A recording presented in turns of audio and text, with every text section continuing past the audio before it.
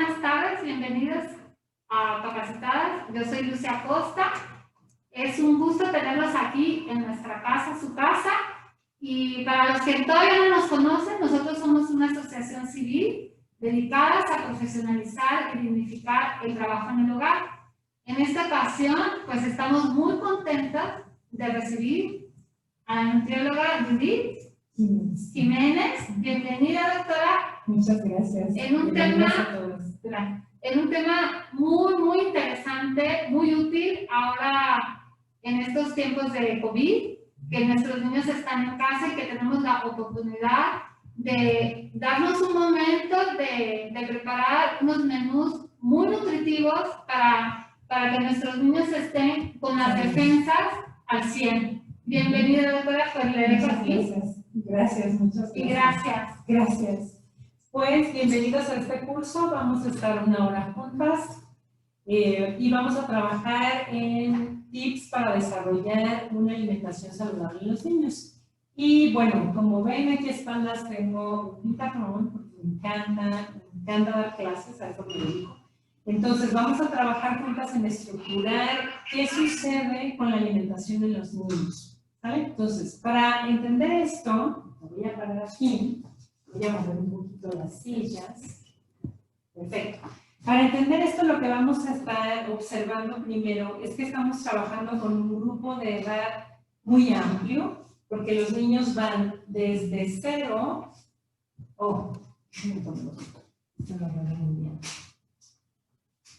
desde 0 y todavía se les considera niños más o menos hasta los 18 años.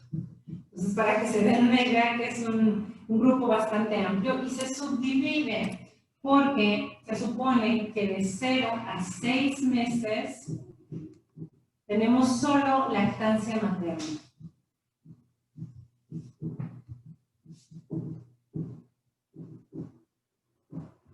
Se supone que debería ser exclusiva. En algunos casos esto no sucede y se tiene que entrar en la alimentación a base de fórmulas lácteas modificadas. Desde ahí ya hay un ejercicio para observar, ¿de acuerdo? Entonces, a partir de los 0 a los 6 meses, este pequeñito recién nacido tiene que estar siendo alimentado con leche materna. La leche materna es el 100% de la nutrición. Es perfecta, es asimilable, tiene todos los nutrientes y aparte está adaptada al nivel de crecimiento del bebé. ¿Qué quiere decir esto?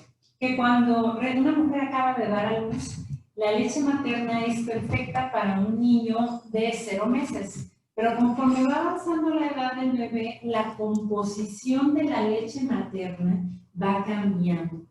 Y esto es importante porque tenemos que empezar a entender la alimentación del bebé no solamente de forma separada, sino aquí tendríamos que poner la alimentación de la mamá, que también está haciendo uso de sus propios nutrientes y las capacidades de su cuerpo para procesar y construir, ¿no?, esta leche materna que se ofrece al bebé. Entonces, algunas de las que me están viendo, que están en esta etapa, sabrán que es una etapa en la que tienes más hambre, necesitas más agua, porque el cuerpo va a requerir esta reserva de energía para producir la leche materna. Entonces, tenemos dos nutriciones aquí, la nutrición de la madre y la nutrición del bebé. A partir de los 6 meses, empezamos a hablar un poquito de lo que llamamos ablactación. Y lo que la ablactación es la entrada de alimentos distintos a la leche materna.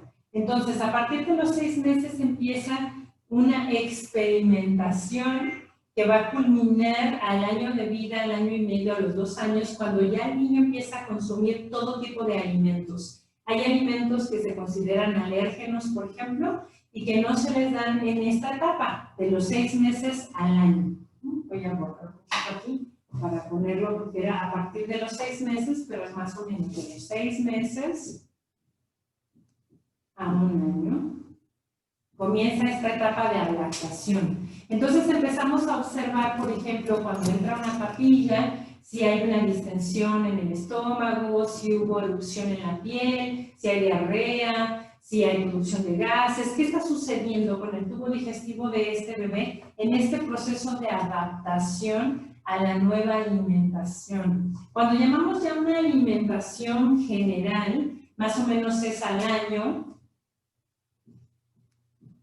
y medio de edad, estos pequeñitos ya están comiendo como comería todo el mundo en casa, ¿no? Ya le puedes dar la sopita, ya los dientitos están saliendo, entonces ya le podemos dar unos alimentos un poco con consistencias más duras, más crujientes. Claro, esto es a evaluar. Entonces, aquí es algo bien interesante. Lo primero que tenemos que observar es, en esta primera etapa que alcanzamos a observar, lo interesante es, primero, las alergias, ¿no? Porque cuando se habla de la primera etapa de vida, tenemos que estar observando las alergias. No damos alimentos que generen alergias, por ejemplo, pescado, chocolate, nueces, fresas. Todos estos alimentos que pudieran generar alergias en esta etapa no entran dentro del proceso de lactación. Trigo no entra dentro del proceso de lactación, y observen cómo de repente de manera social es muy bien visto y muy aceptado que cuando al bebé le empiezan a salir los dientes y tiene comezón, le ofrecemos una galleta, ¿no? Una galleta que normalmente la galleta es de trigo y nos puede estar presentando alergias. Ahora, ¿cómo sabemos que hay una alergia en un adulto que fue mal lactado? Vamos a pensar nosotros de adultos, ¿qué sucedió con nosotros de adultos? ¿Han visto estas personas que tienen una línea en la nariz a esta altura? Una línea en la nariz aquí, ¿no la han visto? Es de hacer esto. ¿Ok? Una persona que está constantemente haciendo esto es una persona que sufre de alergias. Tiene comezón, entonces se está haciendo hacia arriba la nariz de tal forma que se marca una línea a esta altura. Entonces es interesante porque a lo mejor las alergias aparecen sin darnos cuenta, sin que nos percatemos, porque no tienes una respuesta de tu cuerpo o del cuerpo del bebé muy exagerada, ¿no? Entonces, por ejemplo, me ha tocado personas que me dicen, es que se usaba en mi casa, por ejemplo, que les dábamos pozole. Lo único que hacíamos era lo molíamos en la licuadora, ¿no? Y se colaba y se le ofrecía al niño el pozole. A ver, pero es carne de cerdo, chile, cebolla, ajo, ¿no? Toda esta mezcla de elementos que aunque pueden ser muy balanceados y en determinado momento, ¿no? El adulto lo puede procesar y digerir, no es una alimentación para los niños. Entonces, de pronto es esta observación. ¿Qué sucede con las alergias? Otra cosa para observar en esta etapa de vida es que no está el intestino maduro. Entonces tenemos que tener mucho cuidado con las fibras. ¿Qué fibras? Por ejemplo, las personas que le dan a los niños frijoles, lentejas, garbanzos, todas estas leguminosas tienen una cascarilla. Esta cascarilla es difícil de procesar. Entonces, estas fibras suelen quedarse unidas o se pegan a las vellosidades intestinales de tal manera que es muy complicado para el bebé deshacerse de ellas por sus propios medios. El cuerpo tiene algo que llamamos peristalsis, o es el movimiento del tubo digestivo, el movimiento que empuja los alimentos, ¿no?, hasta la salida. Entonces, este movimiento al que llamamos peristalsis apenas se está activando en esta etapa, porque acuérdense que empieza a ser un poco más constante y un poco más interesante esta peristalsis conforme van entrando los alimentos en estos 6 meses. Entonces, si al inicio eran alimentos casi líquidos, papillas, después van siendo trocitos de alimento suave, entonces el niño está utilizando ya sus dientes y obviamente pues está viendo que empujar estos alimentos que fueron deglutidos y pasados a tubo digestivo,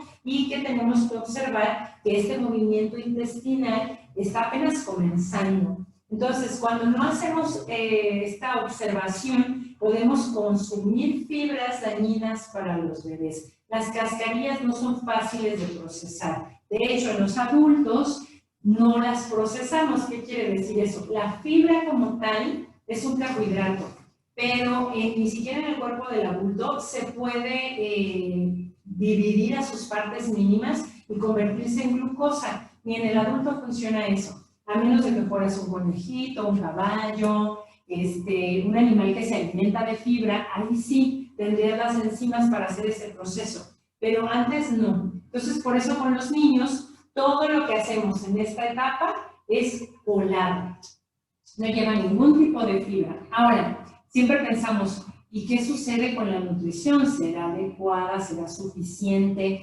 ¿Será en la cantidad, en la energía? ¿Qué sucede? ¿Será realmente buena mi nutrición? Aquí hay dos preguntas. ¿Será buena mi leche materna? Las personas que están lactando preguntan, ¿es buena mi leche materna? ¿Estaré produciendo una buena calidad de leche materna? La respuesta es sí. Incluso si estuvieras en un momento muy difícil, que no pudieras consumir bien alimento, que no pudieras, voy a ponerlo así lo más complicado y una imagen un poco dura. Pensemos que son estas mujeres en África, ¿no? Dices, ahí no hay nada, la comida es muy poca, no hay variedad, no hay verduras, no hay... ¿Qué sucede? ¿Por qué sigue produciendo leche? Porque la naturaleza sabe que lo más importante es el bebé. Entonces, lo que sucede con la madre es que la madre se puede desnutrir, pero la leche va a salir perfecta, en una excelente calidad para ese bebé. Entonces, sí, la respuesta es sí, la leche materna es la mejor opción en la nutrición para el bebé. Una vez que iniciamos el proceso de lactación, ahora sumamos alimentos. Y estos alimentos son los que tenemos que empezar a observar. En la curva de la adaptación del tubo digestivo en los niños, lo primero que se les empieza a dar, si alguna de ustedes recuerdan, las que están viéndome desde casa, les damos con una cucharita raspadito el plátano, raspadita la manzana, les hacemos una papillita de zanahoria. Estos alimentos no se hacen mezclados, no hacemos una sopa de vegetales y luego la metemos a la licuadora, no. Es un alimento por semana. Vamos probando qué le sucede al tubo digestivo. Conforme vamos viendo que hay una absorción adecuada, entonces entran otros alimentos. Y como les dije, cuidado con las alergias y cuidado con las fibras. Obvio, aquí no damos sal, no damos azúcar añadida, chiles, pimientas, sal de ajo. Nada de estas cosas que usamos para darle sabor a los alimentos va en esta primera etapa de vida. Aquí no damos nada de eso y los niños no lo necesitan. Quien lo necesita son los papás. Entonces, a veces me sucede que a la mamá no le gustan las calabacitas y es obvio que cuando le hacen la papilla de calabacita al bebé y se la va a ofrecer, el bebé a los 6 meses tiene un reflejo que se llama reflejo de obstrucción, que hace esto. ¿Ok? Entonces le da la cucharita de la papilla y la saca, pero es por este reflejo y luego la mamá dice, no le gusta la calabacita, entonces le tuve que añadir miel para que se la comiera, ¿no? O sal, porque no sabía nada. Entonces, esto es importante. Los niños no tienen en su conciencia ni en su experiencia ningún alimento. Entonces, este es el momento perfecto para darle las frutas y las verduras tal cual son, porque no hay información. Es un auto nuevo. Imagina un auto recién salido de la agencia. Así son los niños en esta etapa. Es un auto recién salido de la agencia sin información en la computadora. Entonces, aquí puedes empezar a dar los alimentos tal cual los alimentos son, sin sal, sin azúcar, sin chile y sin ningún otro aditivo. No necesitan freírse, no necesitan ninguna cosa distinta, porque para los niños, tal cual tú le des la zanahoria, ese es el sabor que él registra. Entonces, aquí el problema es que yo he visto a chicas en la calle darle a los niños en el biberón un refresco de cola, por ejemplo, ¿no? He escuchado a los niños aprender a decir la marca del refresco en lugar de mamá. Entonces, esto es un poquito, muchito, trabajar con el adulto. Cuando hablamos de nutrición, a esta edad, sabes perfectamente que quien está responsable al 100% de la nutrición de este nuevo ser humano es el adulto. Entonces, aquí no hay manera de que los niños puedan elegir qué comer y qué no comer. Este es el adulto el que está total y al 100% observando qué puedo dar, qué no puedo dar, qué estoy modificando, cómo lo puedo presentar. Porque bueno, en esta etapa, y me pasó a mí, los niños están abiertos a cualquier cosa que tú les des y tienen un reflejo muy interesante que se llama neuronas espejo. ¿Han visto este trabajo de las mamás que, está buenísimo? Y luego, ay, déjate lo doy a probar, mira cómo me lo como yo. ¿Qué hacemos? Lo que hacemos es, el niño va a aprender a comer lo que el adulto come. Entonces, si el adulto quiere que el niño coma brócoli, el adulto tiene que comer brócoli. Si el adulto quiere que el niño tome más agua natural, el adulto tiene que tomar más agua natural. Aprendemos a través de la asociación del ejemplo y de lo que llamamos neuronas espejo. ¿En qué área están las neuronas espejo? En esta área. Entonces, cuando estamos comiendo y disfrutamos muchísimo del alimento, ese bebé que aparentemente no comunica, porque no está utilizando ahorita su área verbal, solamente está utilizando su área kinestésica o kinésica, está observándote. Entonces ve cómo disfrutas los champiñones, ve cómo disfrutas el brócoli, ve cómo disfrutas la ensalada, ve cómo te refrescas con agua natural, y cuando tú haces ese ejercicio, él lo está grabando. Está grabando esta información. Entonces, aparentemente, tú no estás enseñando nada, pero estás enseñando, porque el niño está observando al 100% cómo comen en mi casa. ¿Sale? Si ustedes vamos a hacer un pequeño ejercicio, cierren sus ojos y recuerden a su abuelita. Y en el momento que recuerden a su abuelita, intenten asociarla con algún alimento. El que quieran, no importa. Caso automáticamente aparece el caldo de cocido. Mi abuela era de los Altos de Jalisco, entonces en los Altos de Jalisco los domingos, todos los domingos se hacía un caldo de cocido con vegetales. Entonces automáticamente mi cerebro asociaba la visita de ella con la abuela, a casa de la abuela, con un caldo de cocido.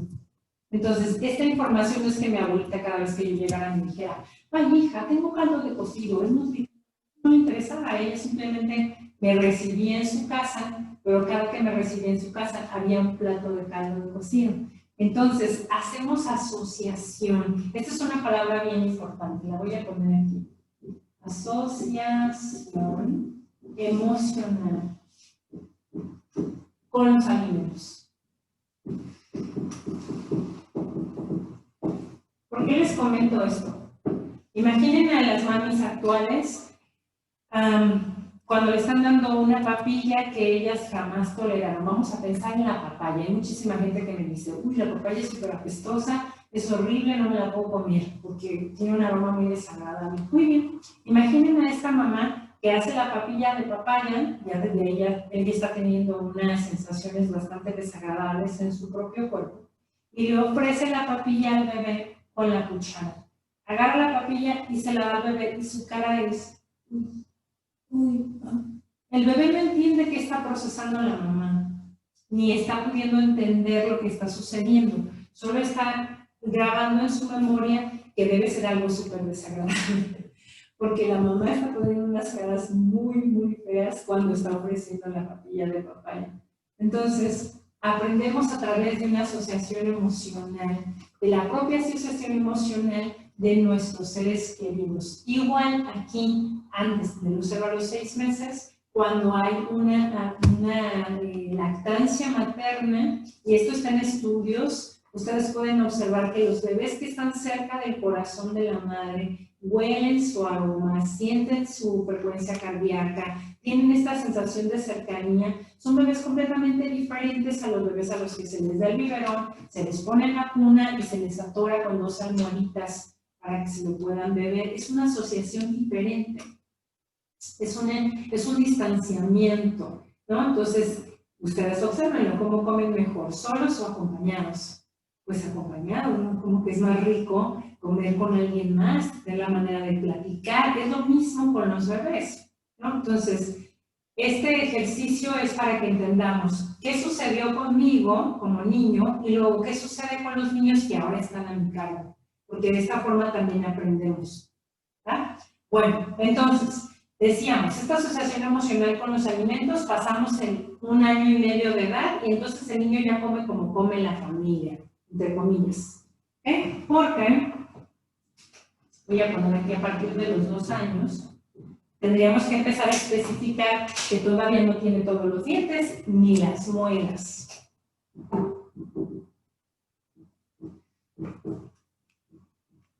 Entonces, nosotros queremos que coma lo mismo que nosotros porque se hace complicado, sobre todo las que tienen bebés de diferentes tamaños, ¿no? O bebés de diferentes tamaños.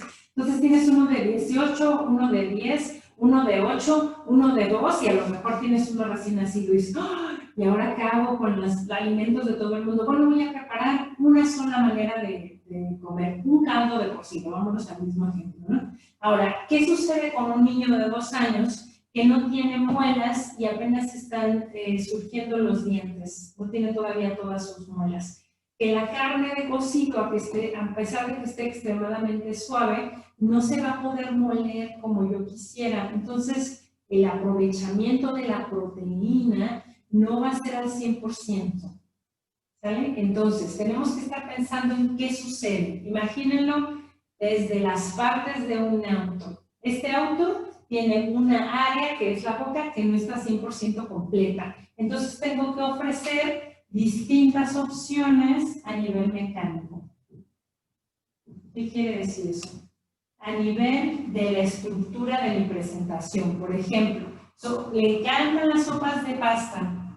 Entonces, en las sopas de pasta, aquí entre comillas, ¿qué puedo hacer para mejorar la nutrición en una sopa de pasta? Es blandita, es fácil de comer, no se le cae tan fácil en la cuchara, no se quema. Ok, excelente. Entonces, ¿qué hago a los 2 años con la sopa de pasta? Pues en el recaudo puedo poner, aparte de la cebolla y el jitomate, porque a esta altura ya podemos poner ajo, un poquito de sal y agregamos más vegetales. Entonces, en una sopa sencilla de pasta puedo agregar zanahoria, puedo agregar espinacas, un trozo de apio, ni cuenta se van a dar. Se va a hacer un poquito más oscuro el caldo, pero no se van a dar cuenta que tienen todos sus vegetales. No necesitas que estén flotando, porque aquí hay algo interesante a la edad de 2 años. De más o menos 2 a 5 años hay algo que se llama neofobia.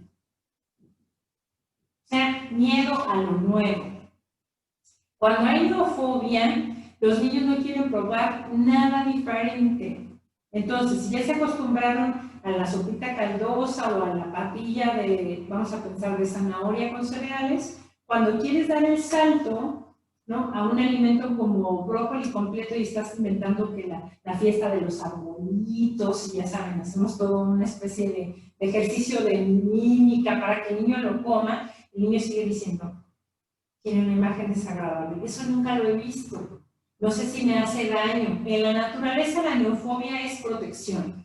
¿Vale? No es algo malo. Es una protección. Porque no nos conviene que los niños anden probando las hojas de los árboles. Entonces es bueno que tengan neofobia. Nada más que para que se rompa la neofobia, yo necesito presentar el alimento muchas veces. Entonces, a pesar de que no lo coma, no debemos obligar a los niños. Aquí les voy a poner. No se obliga, no se obliga a los niños ni a probar ni a comer a fuerzas, ¿saben? Entonces te presento el brócoli no me gusta, está horrible, fuchi, llévatelo, ¿no? Entonces tú no te debes enojar y debes decir, hijo, el tanto trabajo que me dio conseguir el brócoli, no, adentro de ti debes procesar, está en un momento de neofobia. Excelente, entonces no vamos a comer brócoli, pero lo voy a poner aquí. Y los demás vamos a comer brócoli. Entonces, tú vas a observar como niño que no me pasa nada si me como el brócoli, ¿no? Me ves comer brócoli, qué rico mi brócoli, qué delicioso el brócoli. O sea, toda una fiesta para el brócoli y el niño va perdiéndole miedo a algo que ve que los adultos consumen y no les pasa nada. No hubo envenenamiento, no se desmayaron, nadie vomitó, excelente, no debe ser tan malo. Y luego mi hermano, el que sigue, parece que lo disfruta muchísimo, ¿no? Y el vecinito le encanta, lo lleva en un topper, perfecto, no debe ser tan malo. Y en algún momento se va a animar a probarlo. Cuando obligamos al niño a que pruebe los alimentos a los que les tiene miedo, no voy a poner una escena muy agresiva, pero digamos que te pones en el plan de no te voy a premiar, ¿no?, si no te comes el brócoli. ¿Qué sucede cuando hacemos esto? Cuando hacemos esto le estamos diciendo que el brócoli es tan malo, pero tan malo que necesita un premio. Entonces, esta es la información que hemos estado inculcando de manera inadecuada. Esto es lo que sabíamos, ¿no? Hay que aprender nuevas formas. Entonces, la que nos enseñaron era, te voy a dar un premio, ¿no? Ahora, los premios se guardan muy alto. Poníamos por allá las galletas deliciosas de mantequilla en la estantería más alta de la cocina, ¿no? Entonces los niños piensan, si está tan lejos y es el único premio que existe y está prohibido fuera de las horas de las comidas, acuérdense qué pasa con el cerebro. Lo más prohibido es lo más deseado. Entonces, estamos obligando al cerebro a mantener muchísima de su energía para intentar conseguir el premio. Entonces, se obligan a comer cosas que no les gustan por el premio. Pero cuando se pueden dar su propio premio, ¿qué creen que suceda con los alimentos que les obligamos a comer? Pues ya no se comen. Entonces, tengo muchísimos adultos en la consulta que les digo, ¿por qué no comes verduras? Es que me dejaban hasta las 6 de la tarde enfrente del plato de las calabacitas castigado hasta que no me los comía. Entonces, obvio, el adulto ya dice, claro, ya tengo ahora sí control de mi alimentación, pues adiós a las calabacitas, ¿no? Adiós al brócoli, adiós a las manzanas, adiós a las papayas horribles, adiós. O sea, esta es la sensación. Tuve una vez una pacientita que me decía, fíjate, mi papá era tan severo, dice que no nos dejaba comer dulce, no nos dejaba comer paleta, no nos dejaba comer, o sea, nada. En su casa no había absolutamente nada. Era una hija de un papá naturópata, entonces todo era exageradamente así, pulcro en la alimentación. Dice, no lo vas a creer, me casé y me di una fiesta de cochinadas. O sea, esta es la sensación, y esta es la sensación que no queremos que crezca o se siembra en los niños a partir de los 2 años. Tampoco queremos que los niños coman cualquier cantidad de cosas que se les ocurra. No, los estamos mediando en la educación, pero tampoco tenemos que ser tan severos. Ubiquen esta imagen de los niños escondidos abajo de la cama, comiéndose los dulces de la piñata para que la mamá no los vea, ¿no? Esta es una imagen extremadamente triste. Aparentemente dices, ay, soy la mejor mamá del mundo porque mi hijo no come dulces a la espera. Para. No come dulces delante de ti, pero en cuanto puede, ¿de dónde los consigue? Esto no es educación, es otra cosa, ¿vale? Es darle gusto al adulto que se enoja conmigo o me regaña o me castiga porque como azúcar. Entonces, la intención no es que les eliminemos el azúcar al 100%, sino que la pongamos en el mismo lugar que las frutas y las verduras. Y no estoy hablando de que tenga el mismo valor nutricional, estoy hablando de que no le demos un valor diferente. Porque pasa esto, cuando le damos un valor diferente a los alimentos, entonces los niños empiezan a clasificar. Fíjense bien, el domingo me llevan al cine, bueno, ya ahorita cuando los llevamos al cine. El domingo me llevan al cine, en el cine me dan permiso de comprar unas bebidas de esas de colores asesinos, como de al litro, ¿sabes? Con espumita de colores y no sé qué. Aparte me compran un tambo de palomitas, ¿no? Chocolates, nachos con queso, dulces. Entonces, el domingo es el día perfecto. Por eso cuando somos adultos dicen, me voy a poner a dieta. Pero, ¿cuál es mi día libre? ¿No? Automáticamente, porque es de lo que venimos. Esta es la cultura que hemos estado enseñando. Cuando en realidad, desde chiquitos, podíamos estar trabajando en el ejercicio de permitirnos estos alimentos. Lo voy a poner aquí, no sé si se alcanza a ver a esta altura. ¿Sí se alcanza a ver a esta altura? ¿Más o menos? Ok. Y si no, borramos una parte porque ya vimos esta primera, ¿no? Bien. De todos modos, se está grabando la clase por si algo se pierde, la pueden regresar y volver a ver, ¿sale? Entonces, los alimentos en la nutrición mexicana, con lo que nos guiamos, ¿okay? Es el plato del bien comer.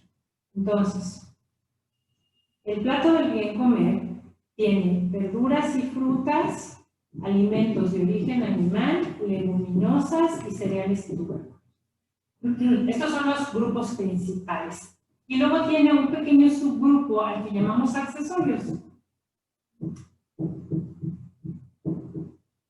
El grupo accesorio, imaginen como cuando te vistes, tu accesorio es esto, el accesorio es esto, el accesorio es esto. ¿Ok? Entonces, cuando hablas de la alimentación saludable, tú piensas que tu hijo debe comer todo esto, o tu nieto, o tu sobrino, o el bebé que piensas tener en algún momento, vas a hacer que coma muy bien todos esos grupos.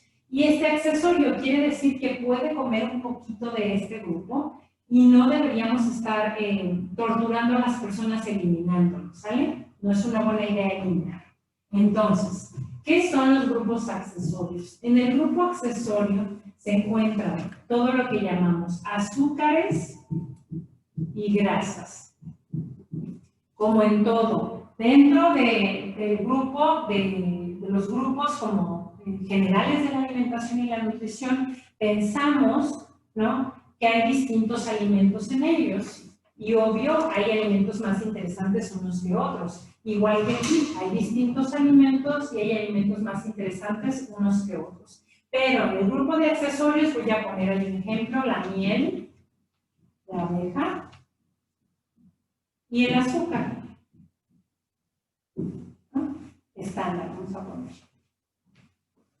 Entonces, podríamos pensar que la miel de abeja y el azúcar estándar son exactamente iguales. No. La miel de abeja natural te ofrece muchísimos fitonutrientes que el azúcar estándar no, a pesar de que los dos son del grupo accesorio.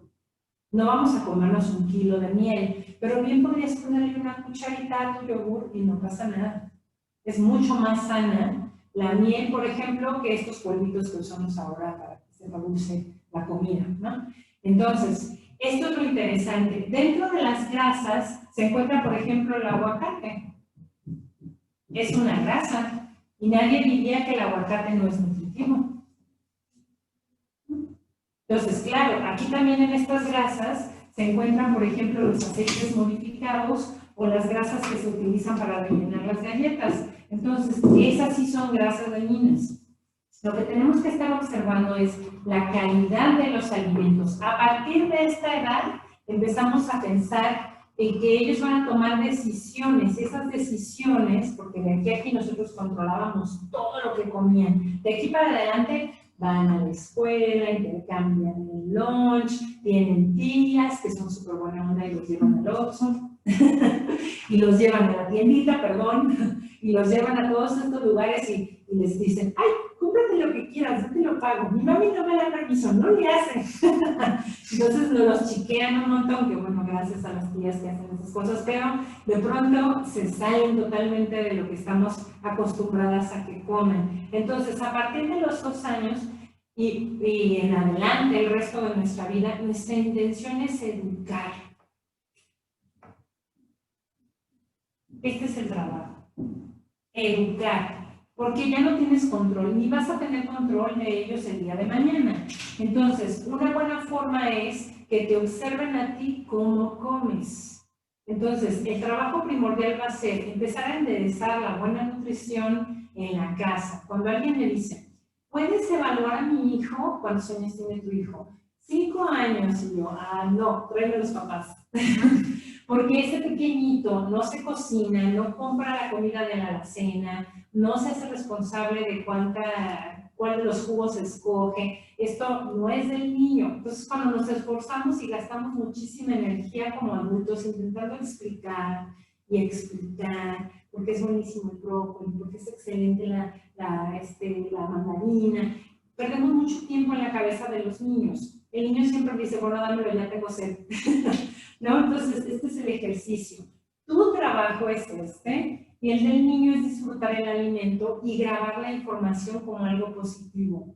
Entonces, tú ofreces, en el mejor de los casos y en el mejor momento, el alimento nuevo que quieres que pruebe. Por ejemplo, digamos que está corriendo en el patio.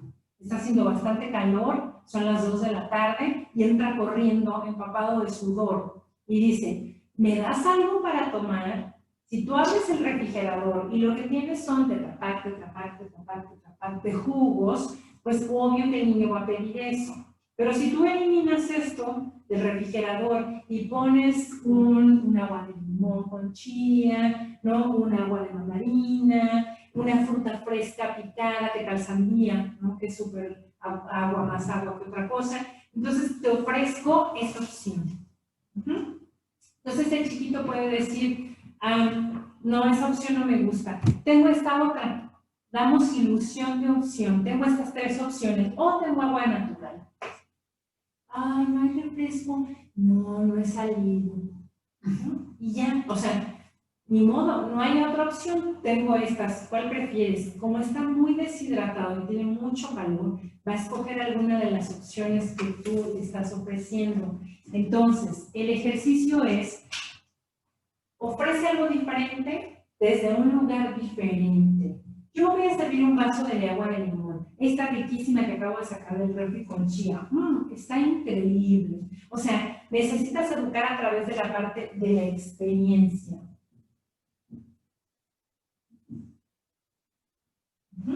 Ahora, acuérdense, cuando intentamos educar a los pequeñitos, tenemos que ser muy firmes y muy claros en la información. Es como cuando ven a estos pequeños que se preocupan porque los adultos fuman. ¿Han visto estos chiquitos que les dan clases en la escuela y les dicen que el cigarro es malo? Y luego llegan a casa y te dicen, oye, ¿pero por qué fumas si el cigarro es malo?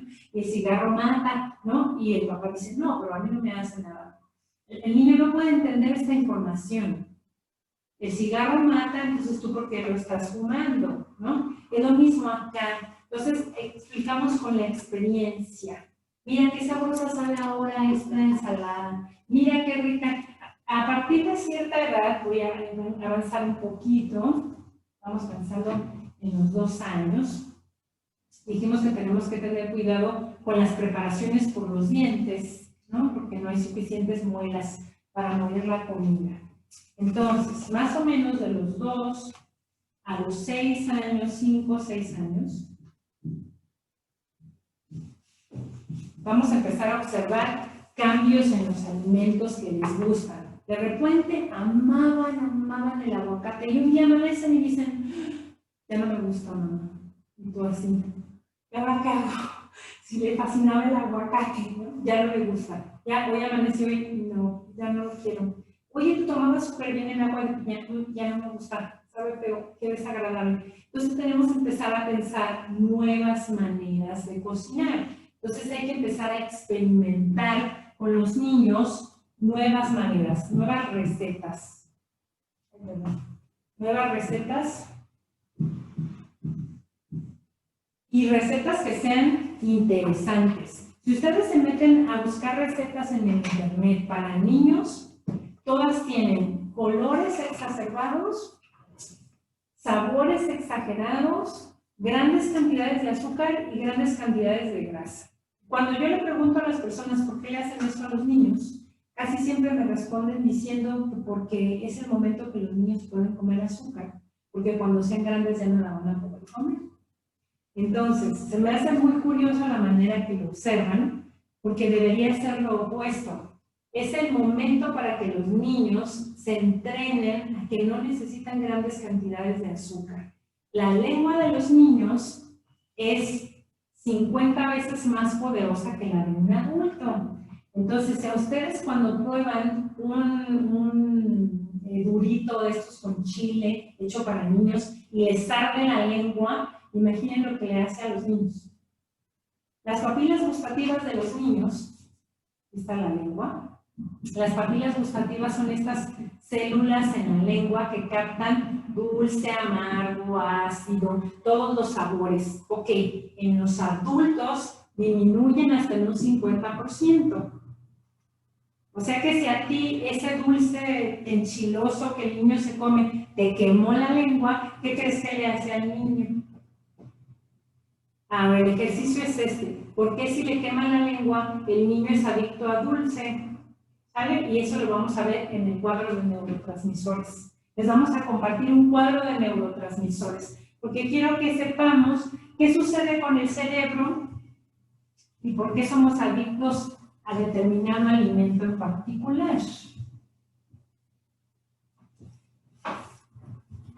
Y es una palabra muy sencilla. Placer. ¿Ok? Cuando se te quema tu lengua, porque comiste algo, por ejemplo el chile, ¿no? Tú comes chile, tu cerebro capta el ardor en la lengua y lo que libera es dopamina, que es un neurotransmisor. Entonces, cuando tú comes chile, tu cerebro libera dopamina y tienes una sensación de relajación y de alivio. A lo que es adicto el cerebro no es al consumo de chile, es a la sensación de relajación y de alivio. Entonces, de ahí que la mayor parte de las adicciones funcionen más o menos igual. Entonces, lo que necesitamos cuando te tiras del bungee, siempre pongo ese ejemplo, pero es muy, muy claro. Cuando una persona se tira del bungee, antes de tirarse del bungee, que es esta liga donde quedas colgando de cabeza en un puente, que es extremadamente peligroso, pero bueno, ¿no? Entonces, está la persona arriba en el puente para tirarse del bungee, ¿vale? Y la frecuencia cardíaca está al máximo, porque el cerebro está pensando, me voy a morir, me voy a morir, me voy a morir. Esta es la sensación, ¿ok? Entonces, te tiras del bungee, quedas colgando allá abajo y el cerebro dice, no me morí, ¿no? Entonces, empieza a soltar al sistema en general a través de la circulación sanguínea muchos de los neurotransmisores de relajación, porque mientras estaba arriba, la frecuencia cardíaca era tan alta que puede generar un paro cardíaco. Cuando cae se da cuenta que esto no sucedió, entonces empieza a soltar neurotransmisores de relajación. Si están viendo el cuadro, en ese cuadro pueden ustedes ver una lista en el centro de los neurotransmisores, una lista de las cosas que provocan que haya una producción alta de los neurotransmisores y una tercera lista que es el resultado de la presencia de los neurotransmisores en el cuerpo humano. Entonces, cuando tú tuviste esta experiencia de que no falleciste en el bungee y tu cuerpo se inundó de neurotransmisores, el ejercicio del placer es tan alto que la persona quiere repetir tirarse del bungee. Pero llega un punto en el que se tira del bungee y el cuerpo dice, esta experiencia ya la conozco.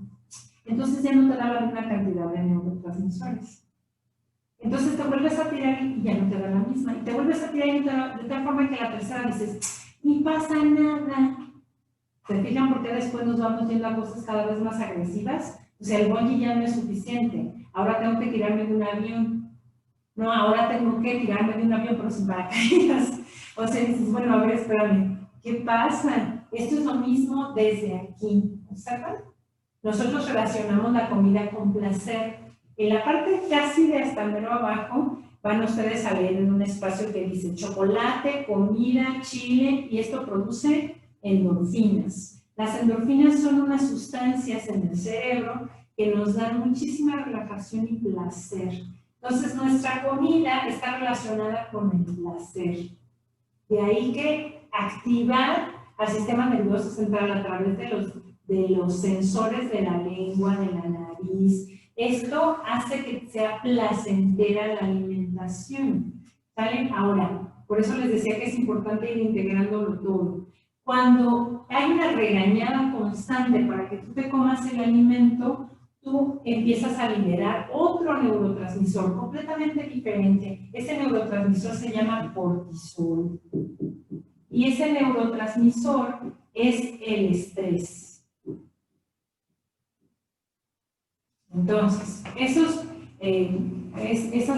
formas que teníamos de alimentar a los niños antes, donde te servían el plato de los vegetales y a un lado ponían el fajo, esto es lo que generaba cortisol en los niños, un anclaje negativo a los alimentos, en lugar de un anclaje positivo.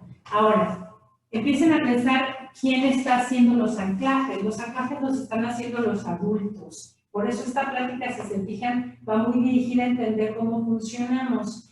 Cuando tú como adulto empiezas a entender cómo empieza el proceso, vas a decir, bueno, ya va a ser la hora de la comida. Entonces, ponemos musiquita, aroma, flores, empiezas a hacer el espacio perfecto para que suceda una experiencia placentera. No se quiso comer el brócoli y en lugar de generar un caos, seguimos con la experiencia placentera. En algún momento el brócoli va a aparecer en la alimentación. sino de forma directa, es decir, que agarre el brócoli y se lo coma sin recetas nuevas. El trabajo sigue siendo de adultos. Entonces, ¿cómo hago para que las recetas sean mucho más nutritivas, aunque yo no le explique a los niños qué tienen? Porque luego está toda esta línea que dice, hay que explicarle a los niños lo que la comida tiene. Demasiada explicación. Acuérdense que los niños tienen una relación con el alimento de 15-10 minutos, ¿vale? Entonces, si estás, mira que está bueno, mira que es bueno para tus huesos, mira te hacen en ese ejercicio, ¿sale? Entonces, lo que tienes que hacer es, ¿cómo hago que la receta sea interesante?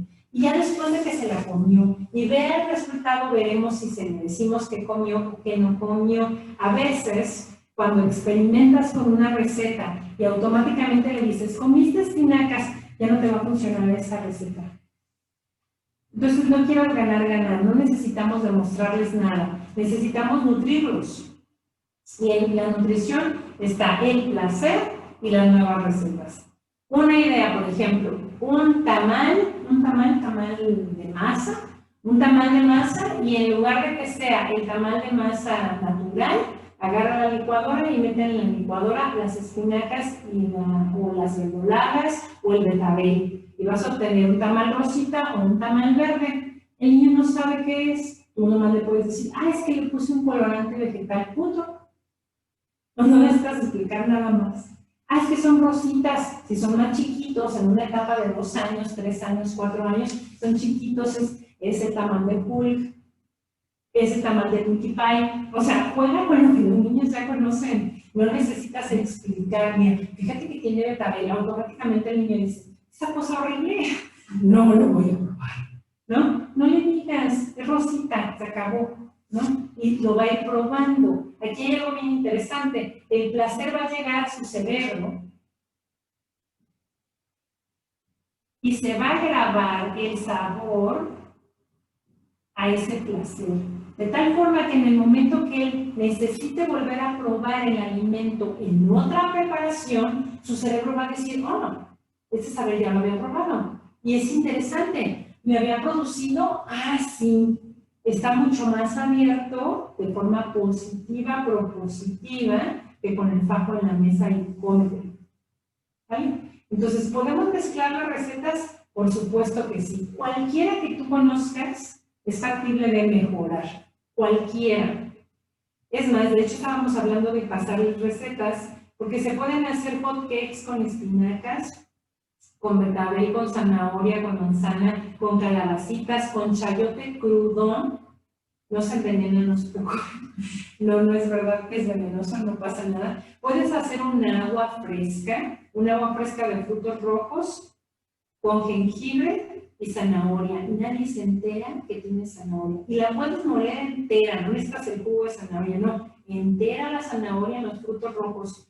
No se enteran. Porque llega un momento en el que te dicen, no me gusta esta sensación en la garganta, ¿no? Como los niños que no soportan que tenga textura las cosas. Está bien, la cuelas, ¿no? Tenemos ahora extractores. Tenemos, ¿cómo se llaman estos? Procesadores de alimentos, ¿no? Que te dejan prácticamente hecho polvo el alimento. Entonces, creo que podemos utilizar todas las herramientas para mejorar la nutrición en los niños. De 0 a 5 años es jugar. Entonces, ¿qué haces? Los integras a las recetas. ¿Qué te parece si hoy cocinamos galletitas y empiezas, ¿no? Empiezas a ver cómo jugamos. Tú me vas a ayudar a amasar. Tú me vas a ayudar a voltearlas en el comal. Tú me vas a ayudar, entonces, una gordita de masa de maíz. Una gordita de masa de maíz, le puedes incluir todo lo que quieras. A esa masa de maíz le puedes agregar, por ejemplo, frijoles. Y la amasas con frijoles y con amaranto y con chía y ajonjolí. Y es la misma gordita, sería comer una nada más. Se la puedes rellenar de queso, se la puedes rellenar de champiñones, o sea, de las cosas que al niño le gustan. Esto es importante de entender. No es obligatorio que todo lo que cocinamos le guste. Aparte sabemos que si tienes 3 y 4 niños, habrá un niño al que le encante una cosa y a otro no. Pues tenemos que ir jugando en el ejercicio de integrar los alimentos. Ahora, hubo una tendencia de decir que si no lo come en determinada edad, después ya no lo va a comer. Por experiencia propia les digo esto, hay sabores que cuando eres niño no toleras, que cuando eres adulto pasas ese proceso y después los integras. Por ejemplo, yo no toleraba el apio, era una verdura que mi mamá ponía en la sopa de vegetales y yo siempre la estaba sacando. Una hora después la sopa fría y yo sacando el apio en cuadritos, ¿no? Nunca me la pude comer. Y ahora me puedo comer el apio perfectamente a mordidas, sin problema. O se lo puedo echar a un licuado verde, sin problema, ¿no? Entonces, pensamos que en algún momento, si el niño no conoce el alimento, no lo va a volver a probar. Sí lo prueban. Ahora, creo que es mucho el trabajo con el adulto propiamente. Tenemos mucho miedo, y esto genera más cortisol y más estrés. Tenemos mucho miedo a que el niño no se nutra bien. Entonces la pregunta sería, ¿cómo evalúas que un niño no come bien? Con dos cosas, con el peso y la talla.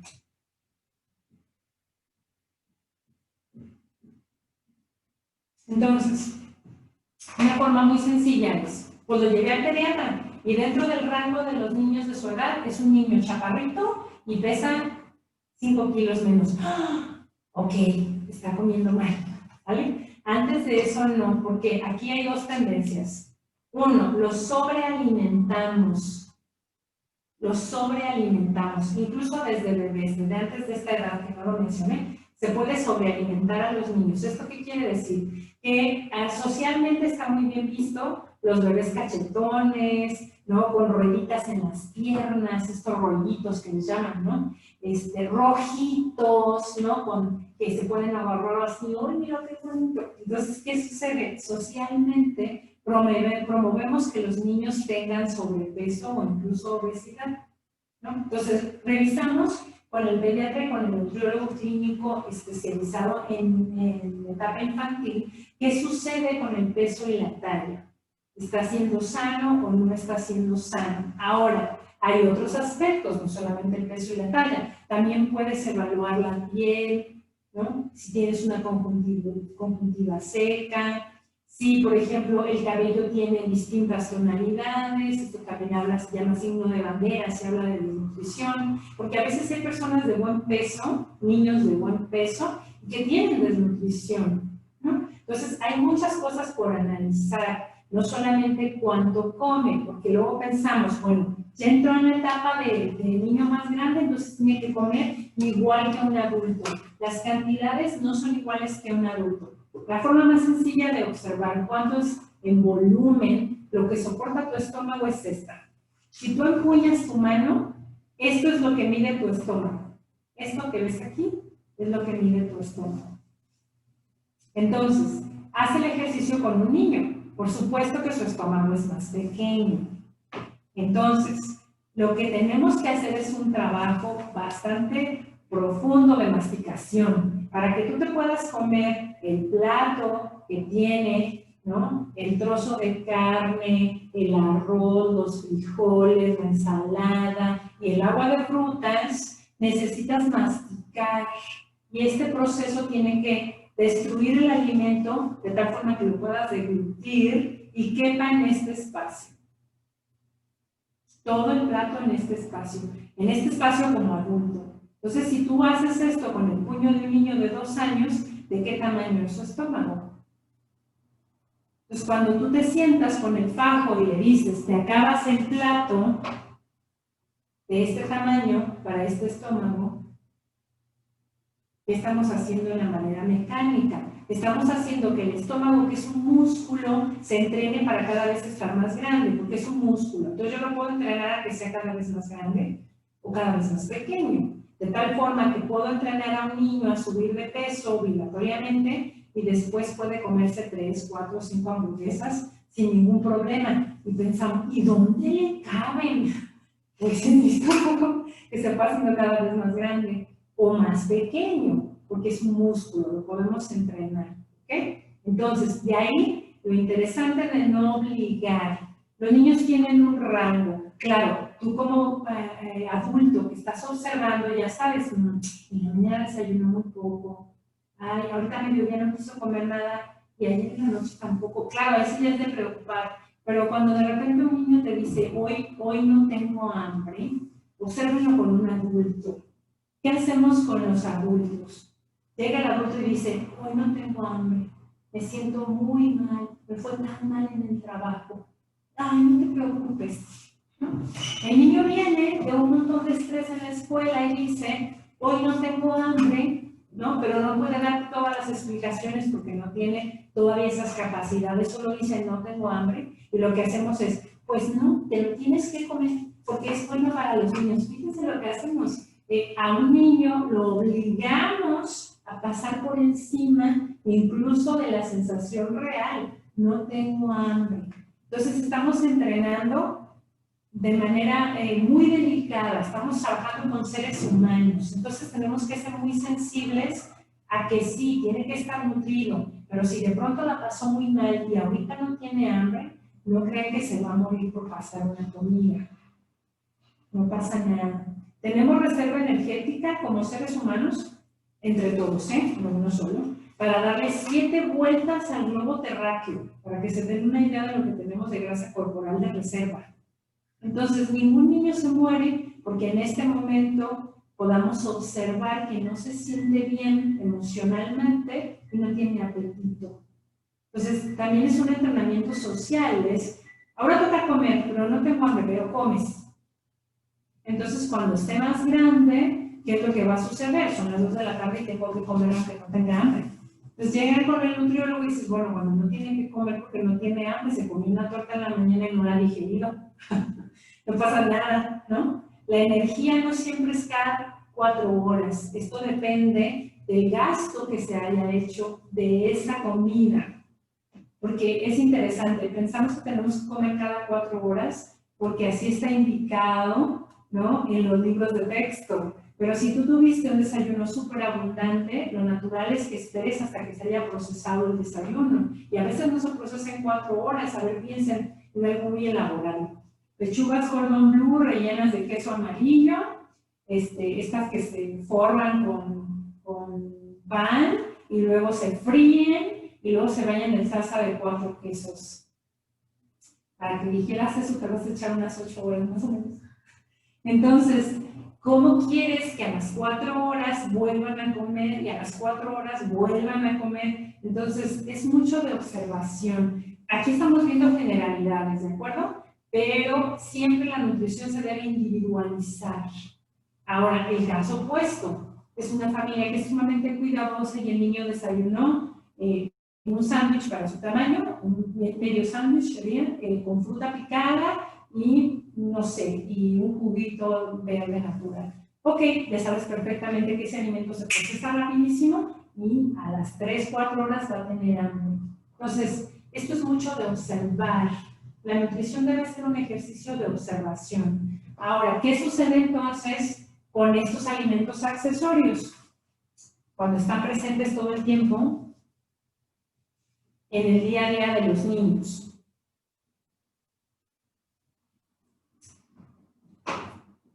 Cuando es un alimento natural, por ejemplo, incluso el azúcar, la gente me dice, ¿deberían comer azúcar? Todavía tenemos tiempo, un poquito, ¿verdad?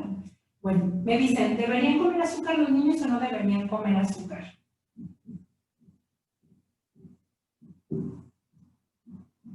La pregunta que yo siempre le digo a las personas, siempre que van a elegir un alimento, es ¿para qué? Esta es tu pregunta. ¿Para qué lo quiero? Cuando tú sabes que un niño va a ir a una fiesta, va a romper una piñata y le van a salir dulces, ahí no hay de otra, ¿ok? Lo único que tienes que hacer es racionarlos.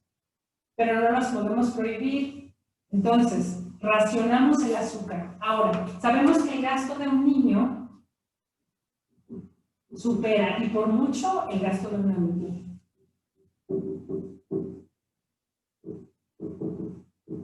El gasto de energía promedio de un niño más o menos entre 2 y 5 años puede ir desde los 1200 hasta las 3000 calorías, dependiendo de qué tan activo sea un niño. Ah, no, es un niño que está frente a la televisión jugando estas, no se llaman PlayStation, ya pasaron todo eso, esta era mi época.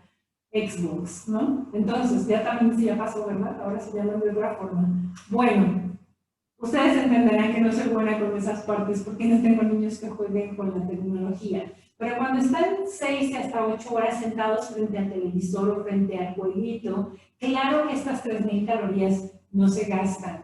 Entonces, ¿cuánta azúcar debe comer? Pues en relación a la energía de gasto.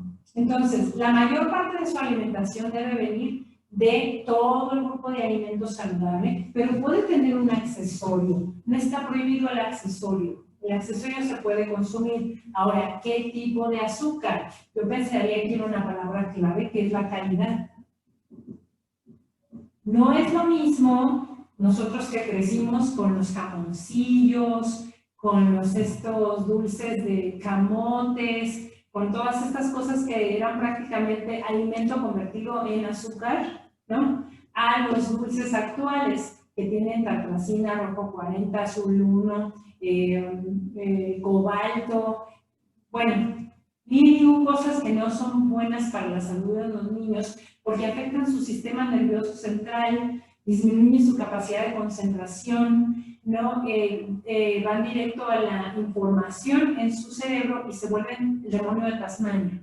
Entonces, por supuesto que hay calidades en el azúcar. Entonces, cuando tú dices, bueno, vamos haciendo una fiesta de dulces, lo peor y lo menos recomendable, ¿no? Es que te vayas a la tienda y le compres una caja de todas esas cosas con colorantes. Me dicen, bueno, ¿están permitidos por alguna razón? Sí, porque no tienen la cantidad suficiente para llegar a alterar el sistema nervioso uno solito, pero en general los niños no comen uno solito, ¿no? Entonces, les compras un montón de dulces y suman la tartrazina o amarillo 5 de esta gomitas, y luego de estos cacahuates con chile, y luego de estos que tienen una barrita rellena de chocolate con nuga, y luego empiezas a sumar, y cuando acuerdas la tartrazina rebasó por mucho las cantidades que el cerebro de un niño puede soportar. Entonces, si se observan ustedes, ahorita hay muchísimos niños hiperactivos. Cuando yo crecí, esa palabra no existía. No soy tan vieja, no soy tan vieja, pero no existía la palabra hiperactivo, ¿no? Y ahora hay muchísimos niños hiperactivos. Cuando las madres me dicen, tengo niños hiperactivos o tengo un niño hiperactivo, yo siempre digo, ¿quién lo diagnosticó? Yo como mamá, no. No. Para ser hiperactivo necesita pasar por un profesional de la salud que diagnostique la hiperactividad. Probablemente tengas un niño ansioso, correlón, desesperante, mil y una formas, pero no necesariamente hiperactivo. Porque probablemente si le bajas un poquito, no solamente el azúcar, sino los alimentos industrializados, te darás cuenta que su cerebro empieza a funcionar de la manera que funciona normalmente. Entonces, todos los químicos que sumamos en el cerebro de los niños, que no son necesariamente recetas sanas, pero que si tú buscas en internet alimentos para niños, es más, en un menú de restaurante. Tú observa en el menú de restaurante para ti como adulto hay opciones muy sanas, pero cuando te vas al menú de los niños dices, ¿y esto qué? O sea, mejor te comparto de la mía. Acabo de llevar a mi papá a comer el sábado pescados, mariscos. Entonces me dice el señor, tenemos menú infantil, y yo abro el menú infantil antes de que lo viera mi hija que tiene 10, ¿no? Y lo observo y digo, ay, mejor no, ¿no? Porque son nuggets, papas a la francesa, ¿cómo se llama esto? Malteado de chocolate. Entonces digo, y todo eso junto, y me voy a llevar a un monstruo pegarnos en las ventanas en el auto. Entonces, no, gracias, este es el asunto, tú eres el que vas a pagar la comida. Entonces, probablemente sería muy bueno que tú dijeras, ay, vamos a pedir un pescado. ¿Qué pescado quieres? No, yo quiero un empanizado. Bueno, pidamos un pescado empanizado con ensalada, con verduras, con mantequilla. O sea, el ejercicio siempre es, intenta que sean alimentos cada vez más saludables y observa cómo en general en la sociedad pensamos que los niños deben comer basura. Es prácticamente como algo aceptado y bueno, aparentemente, ¿no? O sea, la alimentación en las bodas, me tocó ir hace un año, ahorita no, pero hace un año me tocó ir a una boda, todos los adultos le salen comiendo esta pera de horneada, de puré, ya sabes, con un corte maravilloso en salsa de tamarindo. Y los niños, hamburguesa con papas. O sea, ¿en qué sociedad se piensa que el niño puede comer basura y el adulto paga 500 pesos por boleto? O sea, esta es la parte que como que es un poco, raya un poco en el ejercicio de la no educación. En Francia, por ejemplo, hicieron una investigación con niños de kinder y primaria donde se les empezó a adentrar en la alta cocina. Entonces lo que haces es entrenar a la lengua. Y claro, una lengua entrenada no fácilmente cae. Una lengua entrenada no fácilmente cae. En esta etapa, tú entrenas a los niños en una lengua sensible y el niño te dice, eso sabe feo. No, este queso no me gusta. No, tú lo vas haciendo, dice mi hija, cada vez más piqui. Pero es bueno, lo vas haciendo entrenado a lo saludable. A mi hija le fascinan los helados, de tal forma que la convertí, ¿no?, en la catadora de helados de Guadalajara. No está mala idea. Porque entonces le digo, no, mi amor, mira, eso como que no se ve muy bueno. Desde aquí como que no tiene buena pinta. ¿Y el color qué opinas? Entonces se supone que ella es la que es la catadora. Entonces ella me dice, no, mamá, creo que este lugar no sería bueno como probarlo. No, ¿verdad? Ay, no, pues vamos. Entonces no tan fácil cae. ¿Qué opinas de esta nieve de garrafa? Ay, mamá, está chiclosa. No, creo que no es buena, mamá. Entonces las vas convirtiendo en catadores de calidad de lo que comen. Por supuesto, es una niña de él y si le ofreces un chicle se lo come, ¿no? Es normal, es natural. Pero las vas haciendo catadoras de calidad. ¿Qué te ofrece? ¿Qué bueno es este alimento? ¿Será positivo? ¿Será no positivo? ¿No? Pasó algo muy interesante en la última vacación en la que salimos. Había una bolsa de duros con chile, de duros que ya viene este polvo de chile y se le quedaron las manos de este color. Yo le dije que no comiera, ella comió. Como a las 2 horas le dolió el estómago. Entonces fue, ¿y por qué piensas que te dolió el estómago? Ay, mamá, es que comí estos duros horribles. Mañana va a haber más duros de esos en la mesa. Ya no voy a volver a comer. O sea, este es el ejercicio. Tienes que hacer tu propia experiencia. Cuando tratamos de imponer la experiencia, es muy complicado. Nosotros como adultos lo hacemos con todísimo el amor del mundo. ¿No? Yo no quisiera que jamás le doliera el estómago, pero a veces es necesario permitir la experiencia para que este nuevo ser humano diga, oh, entonces ella tiene razón. ¿No? Tiene razón, creo que me dijo que esto era muy buena idea desde un principio y de todo modo me lo comí. Empiezas a ser responsables. Es muy diferente, porque si no, tenemos estas generaciones de chamacos que mi mamá me alimentó mal. ¡Qué caray! ¿No? O sea, mi mamá es que tenga espinillas. Espérame, ¿cómo que fue eso? No. Sí, hay responsabilidad. A ver, ¿cómo tienes tus dientes? Súper sanos porque te lavas tus dientes. ¿Cómo tienes tu cabello? Súper lindo porque te lo cepillas en la mañana. ¿Cómo está funcionando tu máquina? ¿Estás creciendo bien? ¿Tienes fuerza? ¿Descansas? Sí. ¿Por qué? Pues ya ellos solitos. Porque como súper sano. Excelente. Esto es educación más que imposición. ¿De acuerdo? Entonces, bueno, no quiero alargarles mucho la clase porque creo que me estoy excediendo un poco. No sé si viene alguna pregunta o algún comentario en el chat. Sí, de hecho sí tenemos un par de preguntas. Muy bien. ¿Cuánto tiempo es lo recomendable para dar leche materna? De 0 a 6 meses como opción única. De 0 a 6 meses como opción única. Pero si lo que está preguntando es hasta qué momento se destetan, la Liga de la Leche dice que se puede destetar incluso hasta los 3 años y hay gente que todavía lo alarga más. Entonces, pero esto es la Liga de la Leche. De manera orgánica, si me preguntas qué aporta nutricionalmente la leche materna después del primer año de vida, aporta la relación emocional con el adulto, nada más, la relación digamos, de fuerza, el anclaje con el adulto. Se me fue ahorita el nombre, Carmen ya me estaría regañando, que es la especialista, crea como este lazo, un lazo genuino con el adulto, pero biológicamente ya no aporta la mayor parte de la nutrición, porque la mayor parte de la nutrición ya es externa a la leche materna, ya viene de los alimentos, a partir más o menos del año. Ok.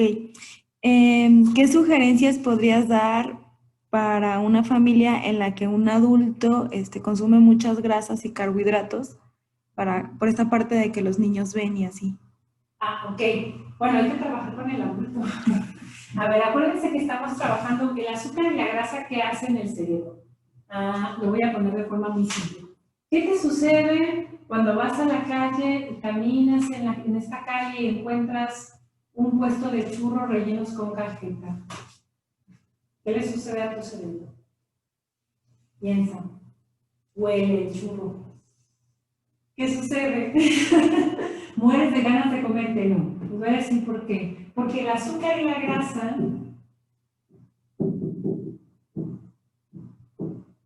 generan una respuesta en el cerebro que activa la adicción. Entonces, esta azúcar y la grasa, estos señores de los churros siguen vendiendo porque son adictivos los churros.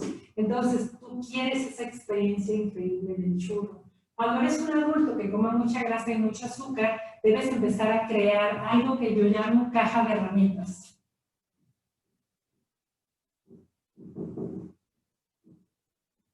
¿Qué es una caja de herramientas? Una caja de herramientas son todas aquellas cosas que me generan la misma respuesta positiva que un churro con cajeta. Por ejemplo, puedo empezar a respirar y si hago las respiraciones adecuadamente, mi cerebro produce una gran cantidad de neurotransmisores cuya respuesta positiva es muy parecida, similar o mejor que un churro con cajeta. Lo que hacemos es premiarnos. Tuve un día horrible. Y luego tu cerebro piensa, ¿qué quiero? ¿No?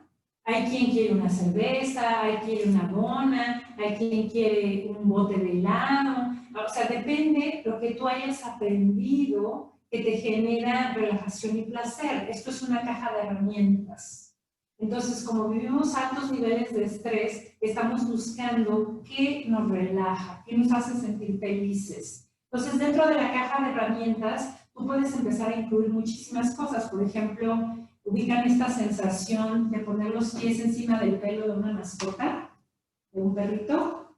Cuando tienes un perro, sobre todo cuando es un perro grande, y pones tus pies arriba del pelo del perro, sientes esta sensación de relajación. ¡Ay, qué rico! ¿No? O cuando caminas en la arena, o cuando escuchas las olas, o cuando escuchas el viento pasar entre los árboles. ¿Qué cosas me generan relajación?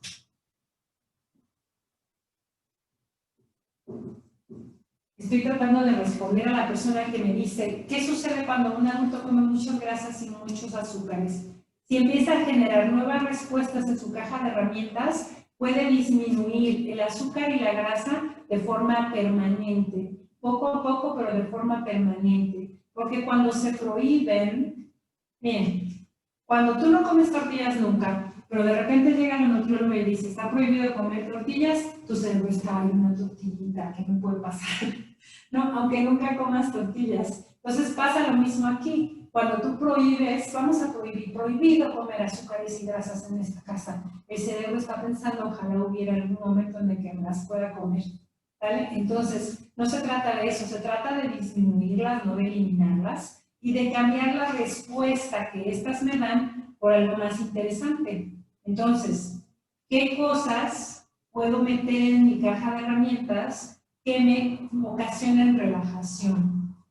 Hay quien me encanta cocinar, hay quien me encanta pintar, tocar el piano, remendar cosas, tejer, crear cosas nuevas, ¿no? Hacer una muñeca, no sé. Hay quien le gusta salir a caminar con el perro, hay quien le gusta solo quitarse los zapatos cuando llega a su casa y dice, ¡ay, qué rico! Cambiarse la ropa, ponerse un piano. Esas son cajas de herramientas.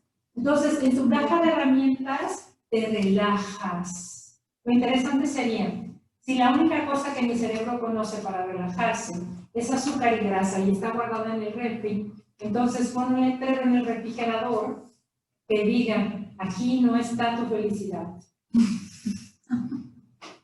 Entonces tú como adulto vas al refri y ya, no. Ok, ¿no? Entonces dentro de la caja de herramientas puedes pedir, hablar a mi mejor amiga. Hoy me fue terrible, ¿y qué? A todo nos va. Entonces le hablo a mi amiga, ay, no, qué terrible, amiga, déjate ir. Ya, cuando colgaste, ya no fuiste por la dona, la galleta, el refresco, la cerveza, ya no te hizo falta porque ya te relajaste. Entonces, entrenamos a los niños exactamente igual, desde un lugar de relajación para que su relación con la comida sea algo positivo, propositivo. Mirar a un niño que está pensando todo el tiempo en calorías, para mí como profesional de la salud es sumamente triste. Es el otro lado de la nutrición, es el lado más oscuro de la nutrición. Sale cuando el adulto está, pero eso te va a engordar, pero eso te va a no sé qué. No generen eso en los niños. No los hagan conscientes del tipo de cuerpo que tienen, ni del tamaño de la cadera, ni que se la celebró la abuela, eso no importa. ¿Saben? Porque los niños crecen con muchísimo dolor cuando se genera una relación con la alimentación dolorosa. La alimentación nunca debe ser dolorosa. La naturaleza crea alimentos para mantenernos con vida y en funcionamiento óptimo. Entonces, los ajustes que tengamos que hacer como adultos para que el niño coma sano, excelente, pero nunca lo relacionemos con la estética. Si empezamos, no, es que esto, mira, va a hacer que tengas menos cachetes, es que tú lo que quieres es bajar la panza, es que no hagamos eso. Ese tipo de relaciones con la alimentación es sumamente negativo. Ver a un niño de 7 años sufrir porque no se puede comer una paleta, porque es el único gordo de la casa, es lo peor que podemos hacerle a un niño. Ahí estamos trabajando en una área totalmente opuesta. Observen, tenemos una asociación emocional con los alimentos. Ahora voy a poner una asociación emocional negativa con los alimentos. Entonces, claro, por supuesto, tenemos al adulto que se castiga, al adulto que se maltrata porque se comió una galleta, al adulto que se dice a sí mismo cosas horribles porque no logra bajar la cadera, porque no logra hacer la cintura que imaginó, porque no puede quitarse los cachetes que heredó. Entonces, no hagamos esa parte. Esa parte no está dentro de la nutrición, no está pensada ni siquiera con la nutrición. Entonces, bueno, no sé si hubiera otra pregunta. Sí, tenemos una pregunta más por parte de Facebook. ¿Qué tan recomendable es retirar de golpe en la dieta el pan, el azúcar, todas estas cosas a un niño de 8 años? No es recomendable. Es un destete. Ya hablamos un poquito de eso. ¿Qué es un destete? Destete. Aquí hay dos vertientes. Una, puedes quitarle poco a poco los alimentos o dos. A ver, pensamos en el cuerpo humano como un Ferrari, una máquina increíble, hermosa, un Lamborghini, lo que quieran, ¿no? Un auto increíble, un auto hermoso. Ok, piensa en ese auto hermoso y mándalo a correr, a hacer carreras. Es un auto para moverse, es un auto de carreras. Entonces, mientras más energía gaste, vas a poder utilizar más recetas adecuadas con ese niño y vas a sufrir menos porque la mayor parte de su alimentación va a estar concentrada aquí, en lugar de aquí. ¿Vale? Entonces, el ejercicio físico es necesario a cualquier edad, pero en los niños es natural. Incluso en los niños, tenía un grupo de niños en la escuela el año pasado y cuando les explicaba acerca del sedentarismo, se me quedaron viendo como, ¿pero cómo? ¿Cuando eres adulto ya no te mueves? O sea, en su cerebro no cabía la posibilidad de que cuando sean adultos no te mueves. Necesitas un momento para hacer ejercicio y los niños decían, no, ¿en serio? ¿Cuando envejeces ya no te mueves? Era como una sensación de extrañeza genuina. Entonces, los niños necesitan moverse, pero puedes hacer un destete del azúcar y de la grasa poco a poco. O sea, quitar de tajo algo a lo que el cerebro está acostumbrado inicia una crisis. A menos claro de que sea por una emergencia médica. Entonces, si tienes una persona con diabetes y hay que disminuir el azúcar, claro que hay que disminuir el azúcar porque es emergencia. Hay que disminuir la glucosa en sangre, ahí sí. Pero normalmente esta disminución no tiene que ser agresiva, ¿sale? No tiene que ser una disminución. De repente, esto es algo que hemos visto muchísimo en las redes, ¿no? De repente alguien hoy aparece en un nuevo youtuber y dice, hoy amanecí vegano. No.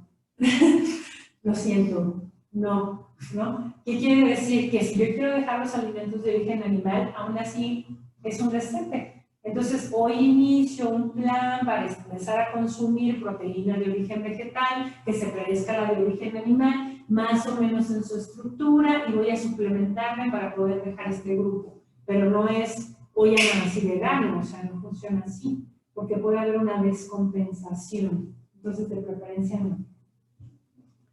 Muy bien, ¿Sí? gracias. Bueno, pues muchísimas gracias. No sé si aclaramos un poquito en esta hora algo de información acerca de la nutrición en los niños. Mil gracias, doctora, de verdad. Gracias a ti. Es muy útil todo lo que nos has compartido. Gracias. Podernos ahora sí hacer la tarea como papás. Perfecto. Espero que se unan, espero que nos acompañen y muchísimas gracias. Gracias a todos Gracias y a ustedes. Hasta buenas luego, muchas tardes. gracias. Gracias. Gracias por invitarnos. Muchas gracias.